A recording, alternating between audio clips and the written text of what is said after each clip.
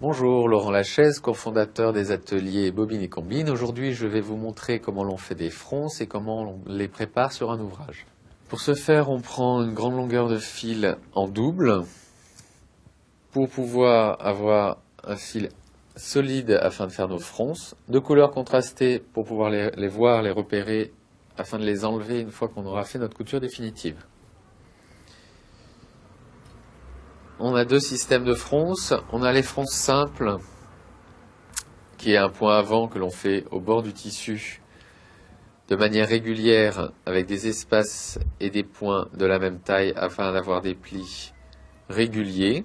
On fait nos points donc en fil contrasté afin de les voir tout autour de la ceinture de la jupe par exemple, pour un montage de manches, pour un montage de poignet, pour tous les endroits qui nécessitent des fronces.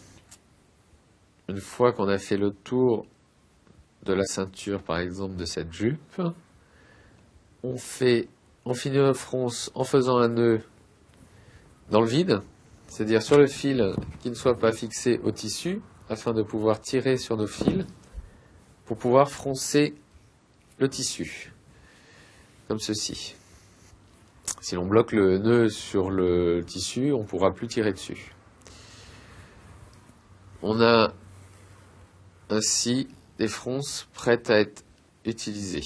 Pour un résultat plus net et pour avoir des fronces plus régulières, on demandera de faire 2 rangées de fronces. Pour ce faire, il faudra recommencer notre point droit à une distance toujours égale de premier rang de fronces et avec des points toujours de la même taille et toujours au même endroit. Ils vont être montés en échelle. On part du même endroit et on pique exactement, on fait exactement la même chose qu'on a fait précédemment, de manière le plus scrupuleusement régulier. C'est-à-dire, l'intervalle correspondra à un intervalle et le point correspondra à un point. Pour poser ces fronces de manière bien répartie sur un ouvrage, quand vous assemblez une jupe à un corsage par exemple, il faut penser à bien prendre les milieux de l'assemblage au devant et les milieux des côtés qui vont se raccorder avec les milieux de votre corsage. Pour le milieu du devant, on fait correspondre la couture à l'arrière qui est notre assemblage du tissu qu'on a fait au point avant. On plie notre tissu bien proprement et on fait une petite marque au ciseau qu'on appelle un oiseau, qui est un petit V comme ça, qui va représenter le milieu devant.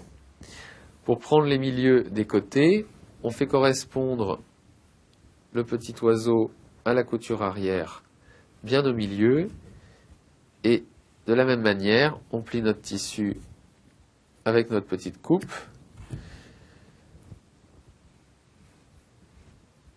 Voilà, qui va faire correspondre les milieux des côtés.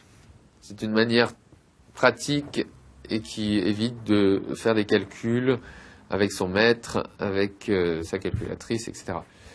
Pour notre petit corsage sur lequel on va monter la jupe, les milieux, les petits oiseaux des côtés de votre jupe vont correspondre aux coutures des côtés du corsage, et le milieu du devant ira au milieu du devant du corsage, pour lequel on va faire aussi notre petit milieu en faisant correspondre couture contre couture, en pliant de manière propre comme ceci, on a le milieu du devant.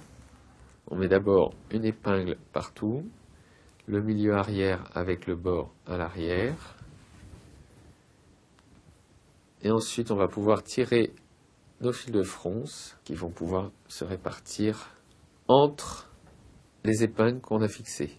Maintenant qu'on a assemblé la jupe avec le haut, en répartissant bien nos fronces de manière égale, de manière jolie aussi, parce qu'il faut quand même que le résultat soit propre, on va pouvoir passer notre couture à la machine.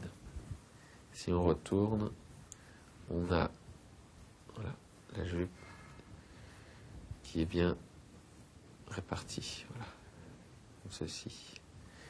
Et les fronces sont mises de manière régulière.